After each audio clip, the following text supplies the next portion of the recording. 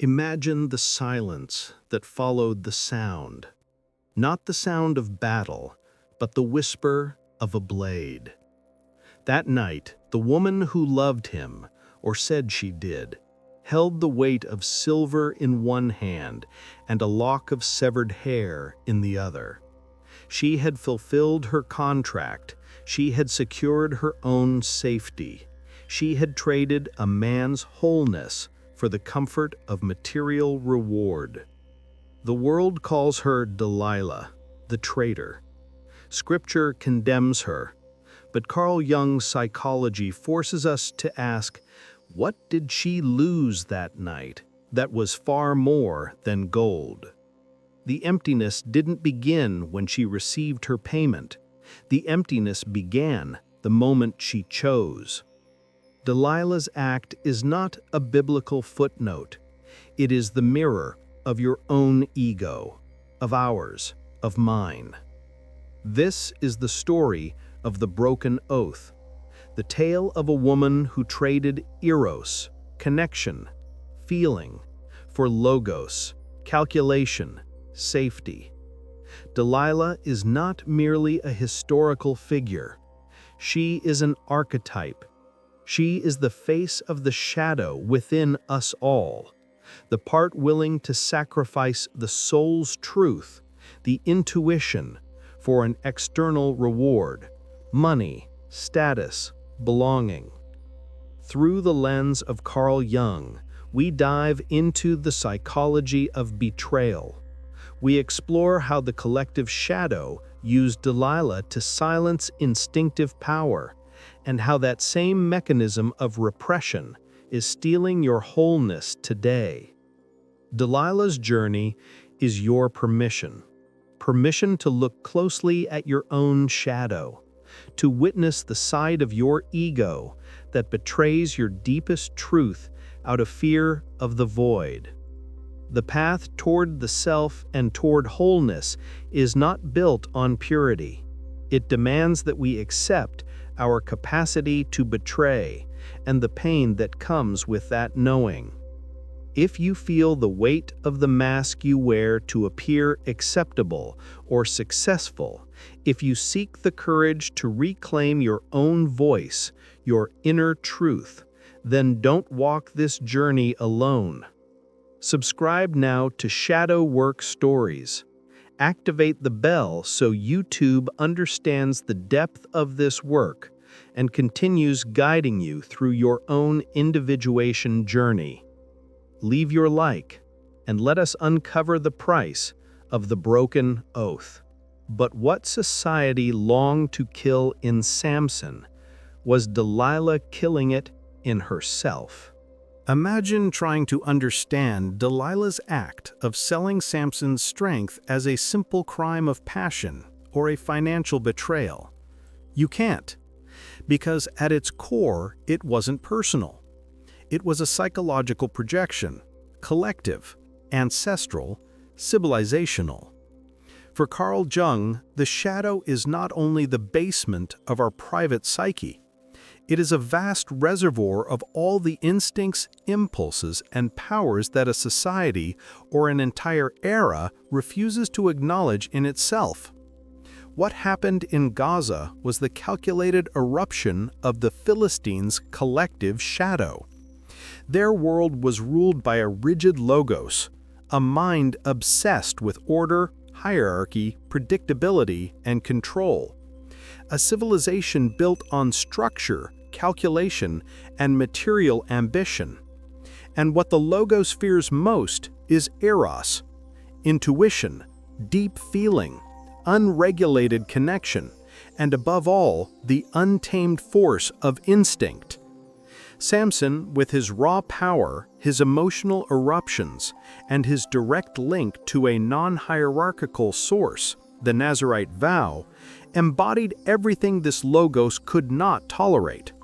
He was wild eros, nature's anarchic pulse, refusing to be confined behind civilization's walls.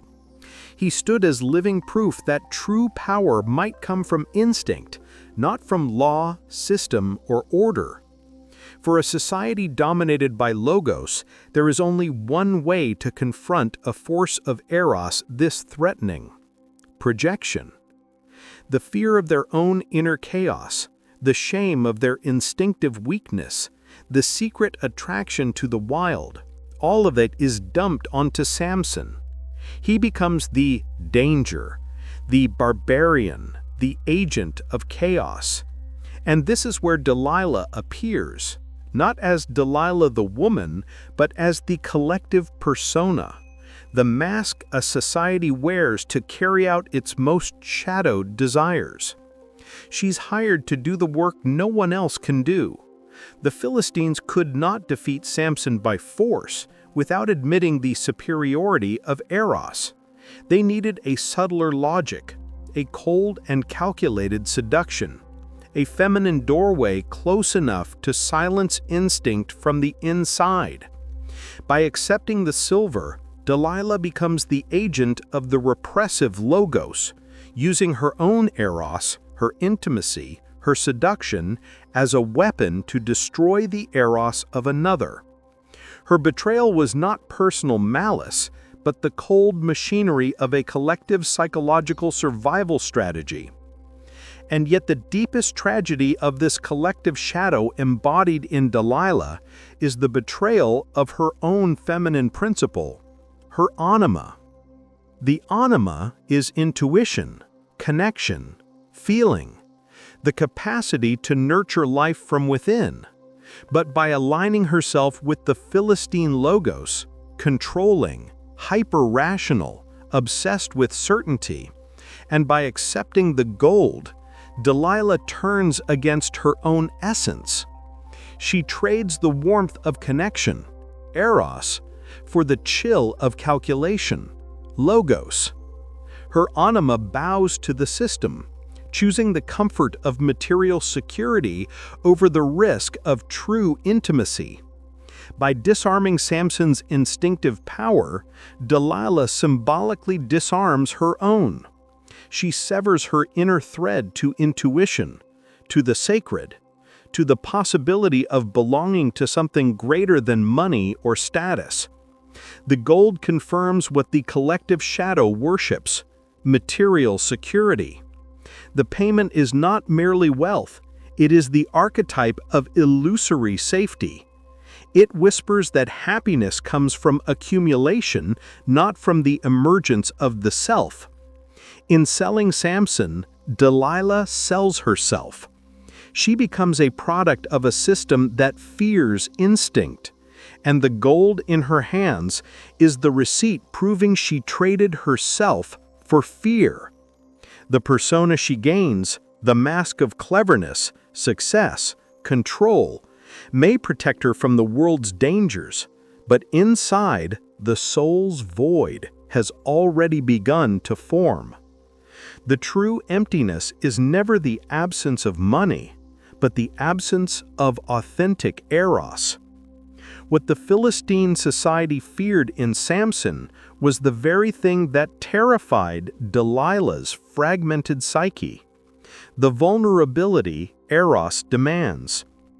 Samson's strength required the risk of a love without guarantees. Delilah chose the certainty of a contract, a safety that cost her what she secretly believed was expendable: her own soul.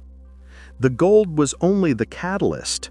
The real price of Delilah's betrayal was the loss of authority over her own heart. Because what did that gold truly represent to the soul she carried? And when she cut Samson's hair, she wasn't just cutting his strength. She was cutting the thread of her own connection to her inner divine. A cut that would echo through eternity. The culminating act of betrayal, the scene burned into our collective unconscious, is not the exchange of silver. It is the cutting of the hair. For the psyche, Samson's hair was never mere keratin. It was the most powerful archetypal symbol of his wholeness, his self, and his direct connection to the source of life. What Delilah severed that night was not strands, but an entire psychic architecture, a symbolic castration that destroyed not only his power, but her own. In mythology and depth psychology, hair is woven with the concept of mana, the spiritual current, the psychic vitality that links the individual to the wild, to the earth, to the collective unconscious. Hair is the visible extension of the life force, an antenna for instinct, intuition, and the chthonic energies that rise from the ground. For Samson, the Nazirite vow, the command never to cut the hair, turned that symbol into the purest expression of his animus, the power to act, the fierce discernment, the divine impulse. His hair was spiritual logos in motion, manifesting as a wild and ungovernable eros. He wore his self openly, a crown of instinctive authority. When Delilah lifts the blade, she becomes the executioner of collective fear. The cut is not vengeance, it is ritual, a ceremonial imposition of a rigid materialistic logos over the anarchy of wild eros. This archetypal castration carries two devastating consequences. Number one, the death of his animus. By severing his source of power, Samson collapses into ordinariness. His inner autoritas, his sacred drive to act, is neutralized. His inner authority dissolves, leaving him vulnerable, captured, and internally fractured. Number two, her psychic suicide. The cut externalizes the violence against her own feminine principle, her anima. In destroying the power in Samson that she feared or envied, Delilah annihilates the possibility of integrating that power within herself. Her choice proves her total submission to a system of gold and guaranteed safety. She kills her own potential for authentic strength and intuition. Her betrayal is, at its root, a self-inflicted death of the soul. Delilah's true crime was not the theft of a secret, it was the destruction of wholeness. In Jungian terms, love is an archetypal union that leads toward individuation, toward the merging of opposites. Samson, wild animus; Delilah, wounded eros, could have met to form a unified self, intuitive, powerful, whole. But Delilah chose fragmentation. She shattered his self with the cut of a blade, and shattered her own by choosing gold over heart. She becomes the archetype of the destroyer, the feminine shadow that, from fear or scarcity, turns against life, vitality, and union. Instead of using her animus, discernment, to protect her eros, feeling, she weaponized her eros to sell the animus of the one she loved. The result, a hollow space where wholeness should have lived. Material reward is powerless against this archetypal violence. Gold can purchase comfort, but cannot restore the self. Delilah now carries the weight of having betrayed the only thing that ever mattered: authentic connection. The heaviness in her hands is not wealth, it is the weight of a soul turned against itself. She believed she controlled Samson's strength, but the cutting of the hair proved she never controlled her own anima. The blade that severed his locks also severed her thread to the divine within. What Delilah failed to see was that in eliminating Samson's power, she extinguished her own source of meaning. She traded the risk of life for the safety of psychic death.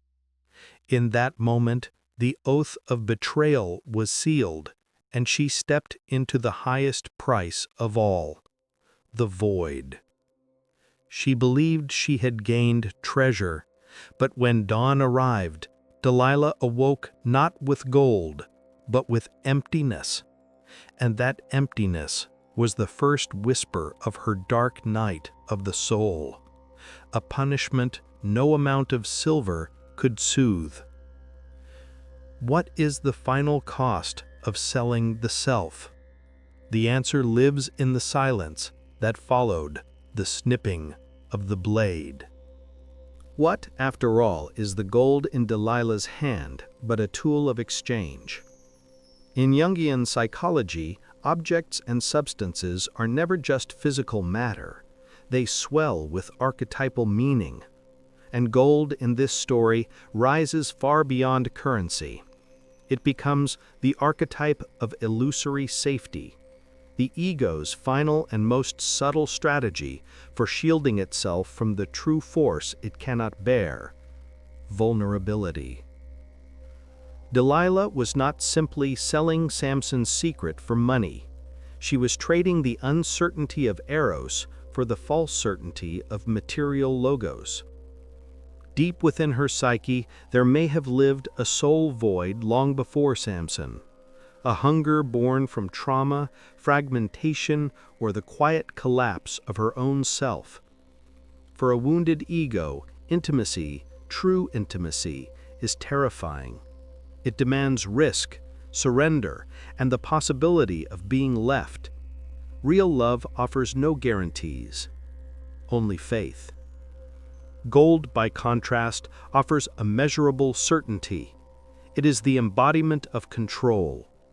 In taking the silver, Delilah attempts to fill her emptiness with a power that cannot argue, cannot abandon her, cannot disappoint.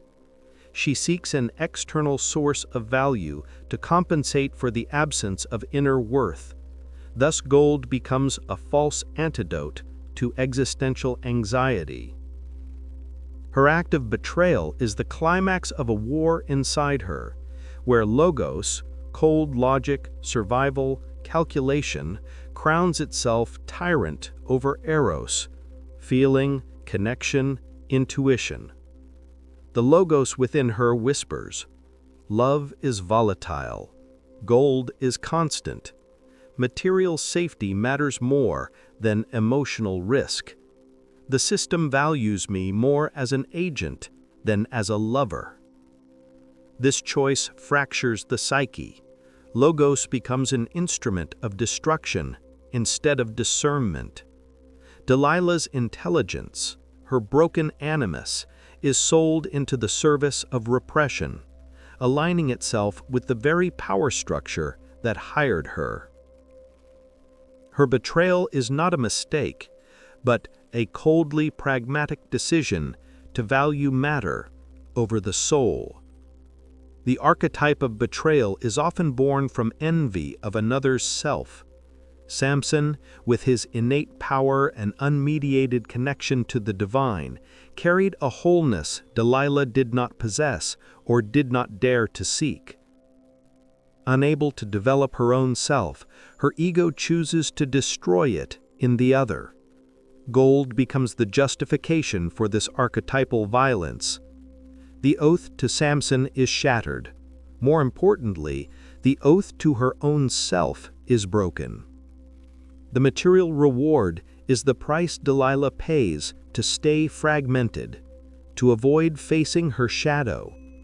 The silver coins allow her to see herself as the clever survivor rather than the soul who lost her way.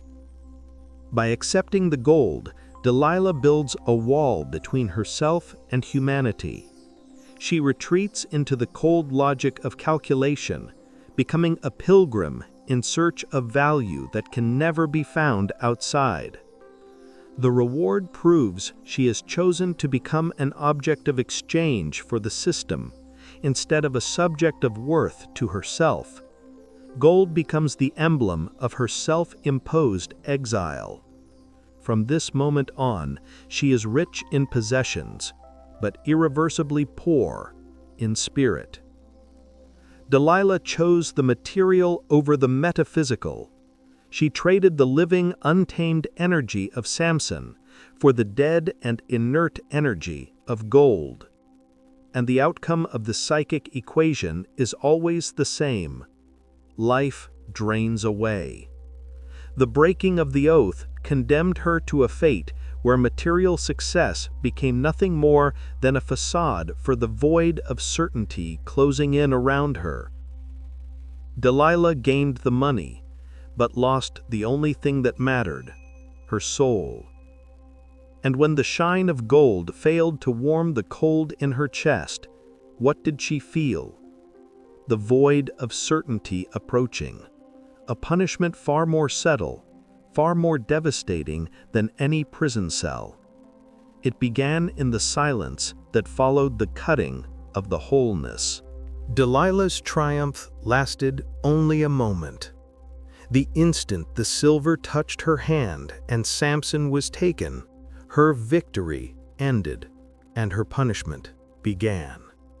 What followed the breaking of the oath was not the satisfaction she had imagined, but the cold and inescapable arrival of the void of certainty. This void is not the absence of money, it is the absence of meaning, the proof that the self cannot be bartered. In her newly acquired wealth, Delilah enters a deep, dislocated grief. Not moral grief, not guilt, not remorse, but the grief of losing the object of her unconscious projection. Samson, in his archetypal form, represented the self, the wholeness she secretly longed for. He was the life she could have lived, rooted in instinct and the divine, and she rejected it out of fear. With Samson imprisoned, the object disappears, and in its absence, a hollow begins to echo. The ego that once triumphed now faces the truth, the logos, the calculation that succeeded, failed utterly to provide the warmth and fullness that only authentic eros can give. The void is the space where wholeness should have lived. The void of certainty is the psyche's subtle punishment for having sold itself. The certainty of possessing gold and the protection of the Philistine system transforms into the certainty of being irreversibly alone. Delilah discovers that money, her antidote to anxiety, is inert. It does not speak. It does not love. It does not forgive. The calculation worked, but the soul collapsed. Jung teaches that the psyche seeks balance. When logos becomes tyrannical and crushes eros, the psyche compensates with emotional frost. Delilah's world becomes a desert of meaning. She now inhabits psychic imprisonment, an invisible cell where her possessions surround her but cannot touch her.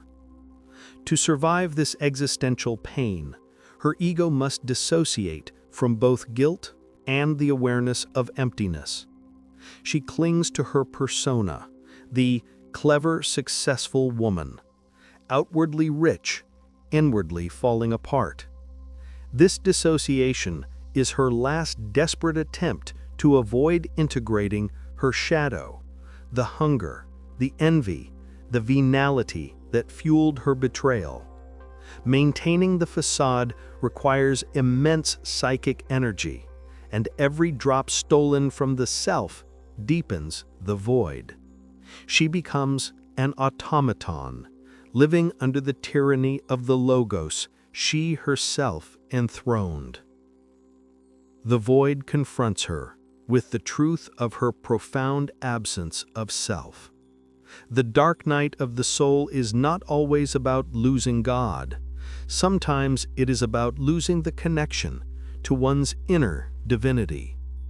Delilah no longer sees herself as the partner of an archetypal force. She sees herself as a well-paid servant of collective fear. This is the most dangerous threshold of the psychic journey, the moment when the seeker must face the silence and the emptiness that followed the destruction of a central value. Delilah refuses to surrender to the void, and thus she cannot begin the path of individuation. She clings to the gold, the symbol of her denial, strengthening the prison her ego built. Samson's imprisonment was physical, but it became the catalyst for his wholeness. Delilah's imprisonment was invisible, a cell made of gold and coldness. She is bound to her act, condemned to relive the breaking of the oath every time the shine of silver fails to warm the chill in her chest.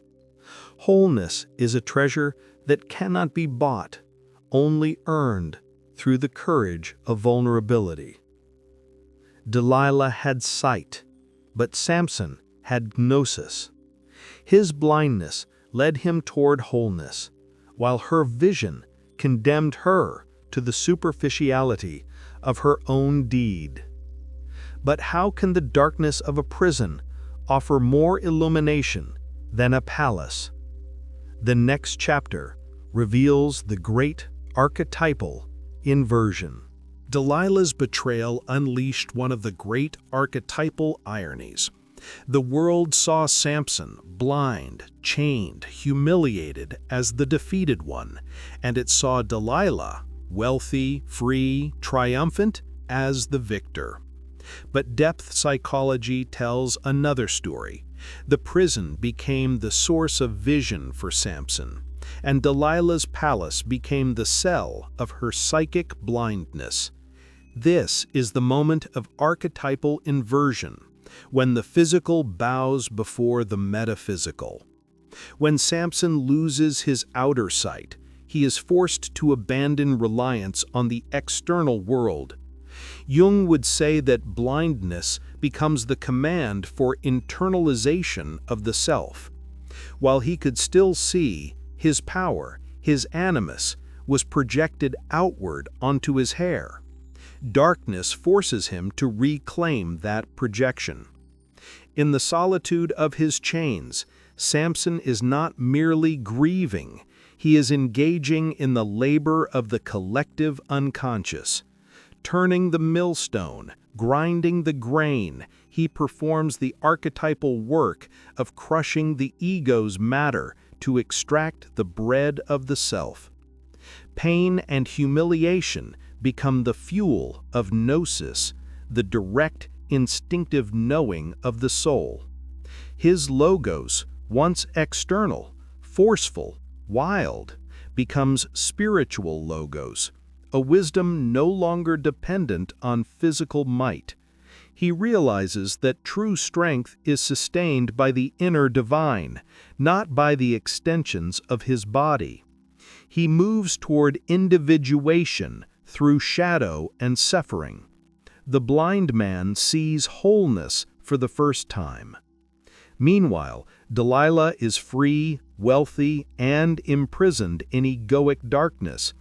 Her physical sight remains clear, but within, she is blind.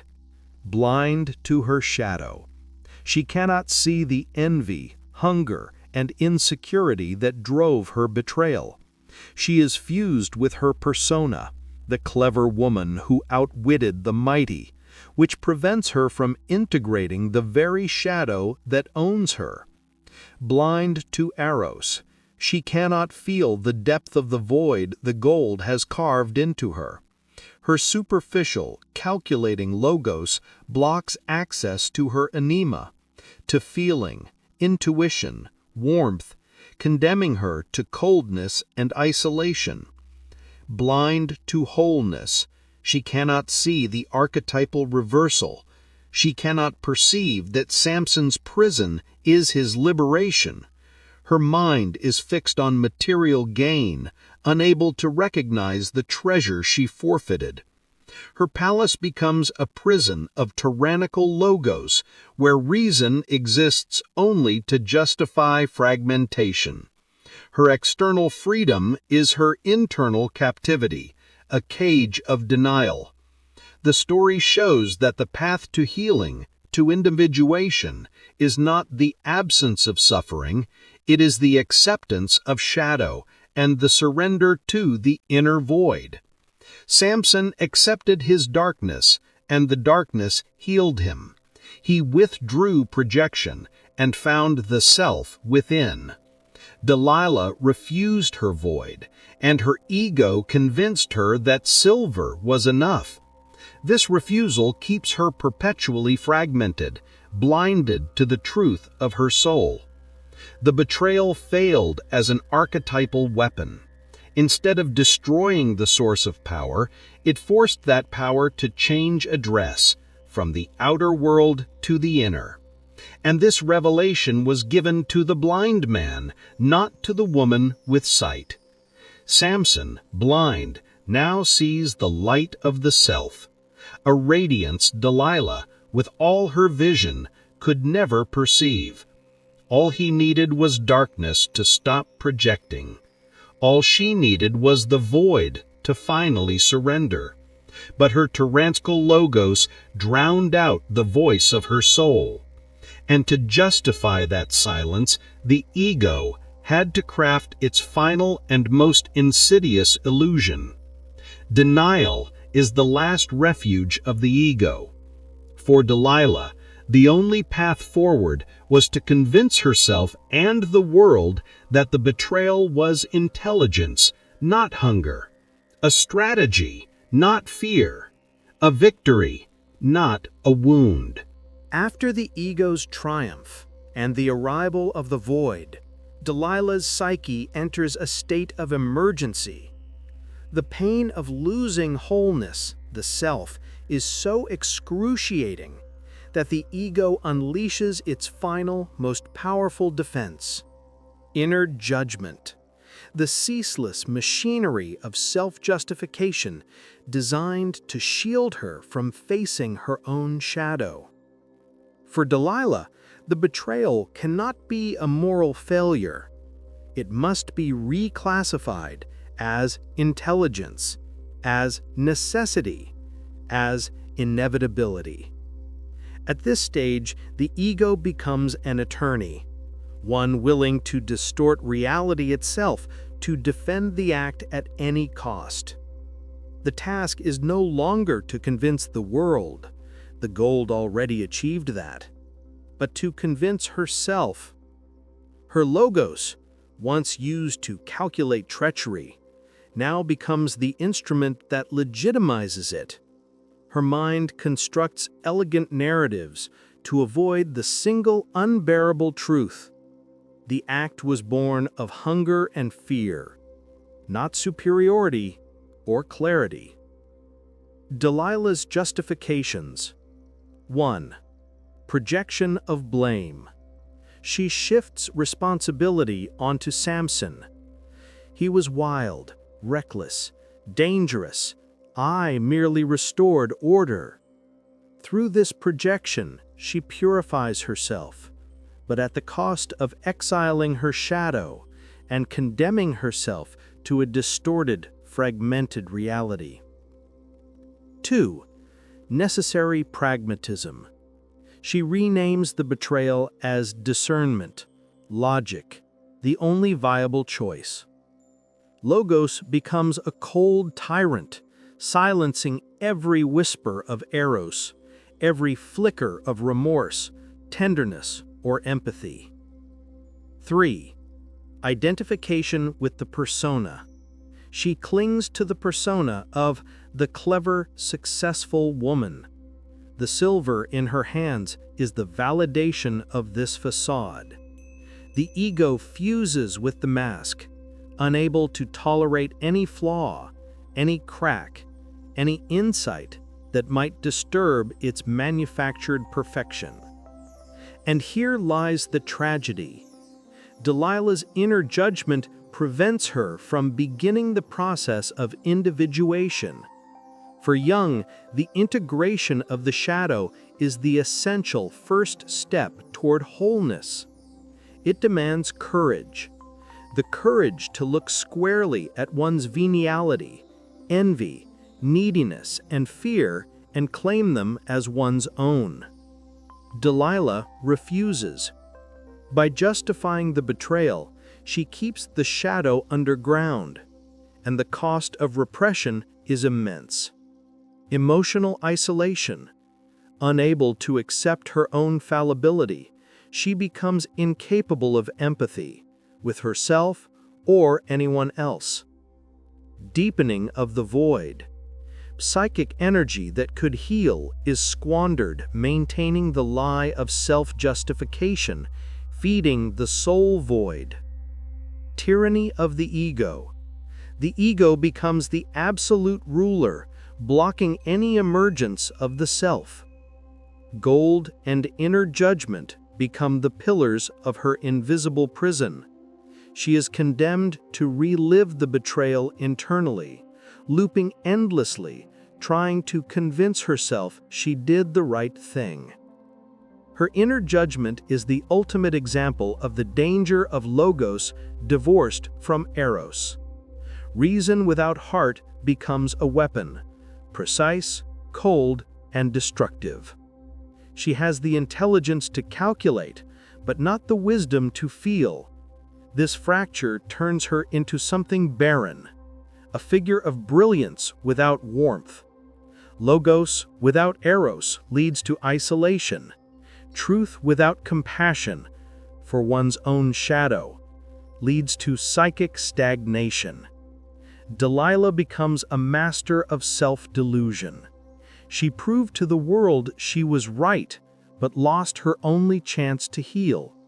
Logos becomes her executioner, condemning her to repetition, denial, and an identity held together by fear. And there is only one force that could have shattered this iron prison of justification: a radical act of courage, the acceptance of her own fragility. The path to wholeness requires us to accept the betrayer within us, to recognize how often we betray our own inner truth out of fear, hunger, and longing. But the unchosen path, the one Delilah lacked the courage to walk, was eros, the path of vulnerability, of connection, of surrender, of truth spoken from the heart rather than the mind. So what was this untraveled path, and how does it apply to your life today? It is this: the willingness to sit with your own shadow, without fleeing into gold, without constructing stories, without hiding behind persona. It is the choice to allow feeling to rise, to allow fear to be named, to allow tenderness to lead. Eros asks you to risk, to trust, to be seen, to soften where the ego wants to harden, to remain open where fear wants to close. This is the path Delilah could not walk, but it is the path still open to you, the path toward your own wholeness, your own self, your own healing. Delilah's tragedy is not only in what she did, but in what she refused to do. The archetype of betrayal is, at its core, the refusal of the path of healing. Her inner judgment imprisoned her in justification, yet her soul, her quiet, silenced anima, knew the road she never walked: redemption through eros, through the courage to become vulnerable. The path of individuation lay open before her, but it required renouncing the tyrannical logos and the false comfort of material reward. Delilah's fundamental error was choosing the safety of the object, gold, over the risk of relationship, Samson or eros. Healing could only have come through the reversal of that choice. Redemption required that she use the strength of her animus, discernment, courage, sovereignty, to uphold the vulnerability of her eros, feeling, connection, tenderness. The untraveled path would have looked like this. 1. Accepting the void, surrendering to the hunger and envy of her shadow, admitting she was human, fallible, needy, longing for love. The void fills only when it is accepted, because acceptance forces the self to awaken from within. 2. Choosing risk, using her animus, the same force she used to calculate, to protect the bond with Samson instead of selling it. Wholeness demands that strength be used for love, not against it. 3. Revaluing value, choosing gnosis, the intuitive wisdom of union, over logos, the logic of hierarchy, safety, and profit. True security flows from spiritual autonomy, not from wealth. Had Delilah chosen redemption, she would have become the archetype of the whole woman, the figure Jung describes as the union of opposites, the animus in service of the anima, her discernment and strength serving the purity of her feeling. She might have become Samson's partner, not his destroyer. Logos subordinate to eros, reason used as a tool for navigation, but the heart and intuition as her moral compass. By breaking the oath, Delilah became a fragmented figure, her logos, the logic of the system, dominating and sterilizing her eros, the principle of life. The untraveled path was the path of internal coherence, where the exterior, persona, mirrors the interior, self. Her greatest act of redemption would have been the radical integration of her shadow, not asking Samson for forgiveness, nor society, but forgiving herself for the hunger that drove her betrayal. By justifying the betrayal, topic 7, Delilah reinforced her shadow. Redemption required her to face that hunger and say, I see you, I accept you. You are part of me, but you no longer define me. This acceptance would have shattered the vicious cycle of the void of certainty. Pain would have become wisdom. Fear would have become courage. Her story is a warning to us, not to repeat the same archetypal choice, not to seek security in what is external, dead, and inert, but to build strength in what is internal, living, and sacred. The path of redemption was only one radical act of courage away, the act of choosing the risk of life over the safety of psychic death.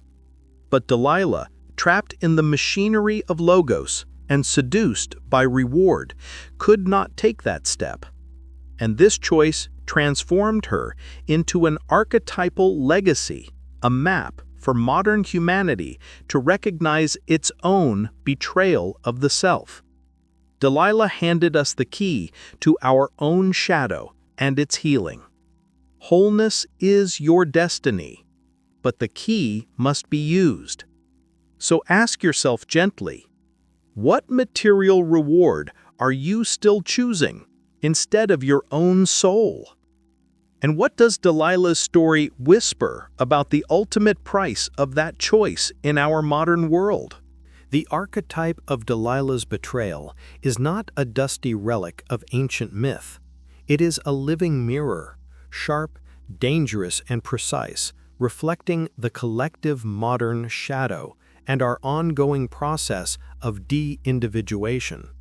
Her legacy is not a warning from the past, but a command in the present, a map to recognize and halt the breaking of the oath we commit against ourselves in a world obsessed with logos and external reward.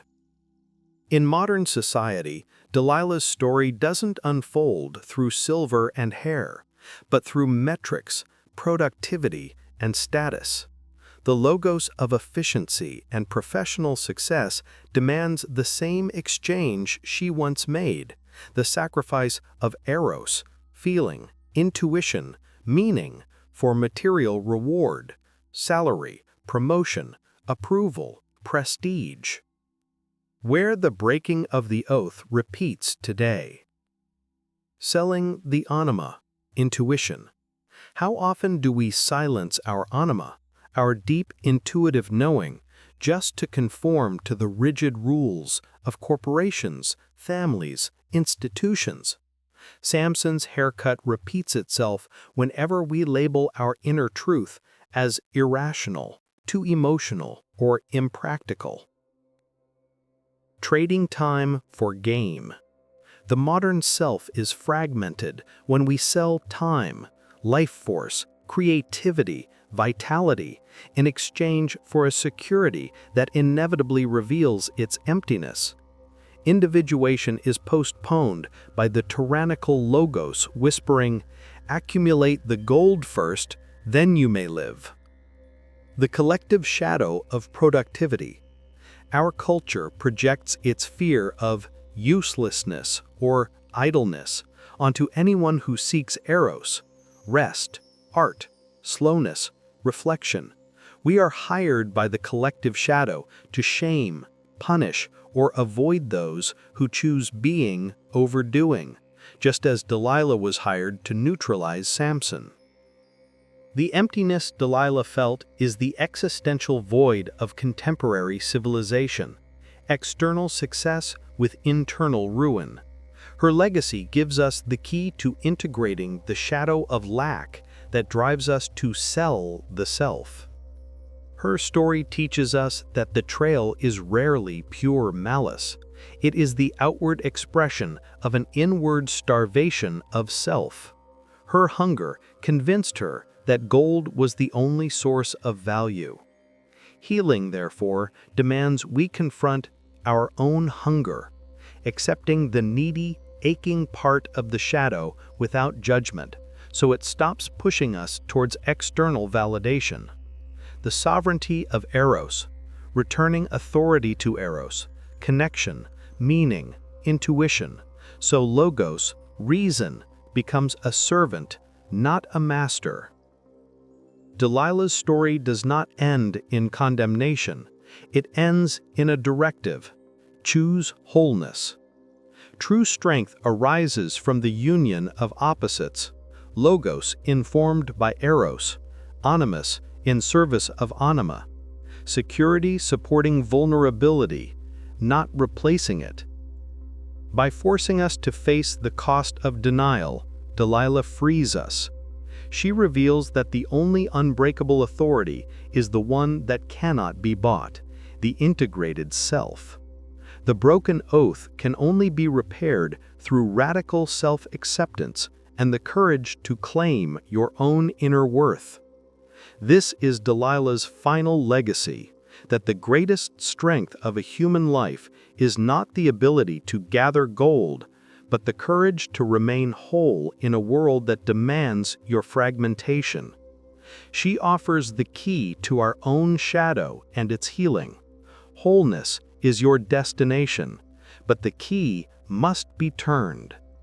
The question remains, what will you do with the truth she has placed in your hands?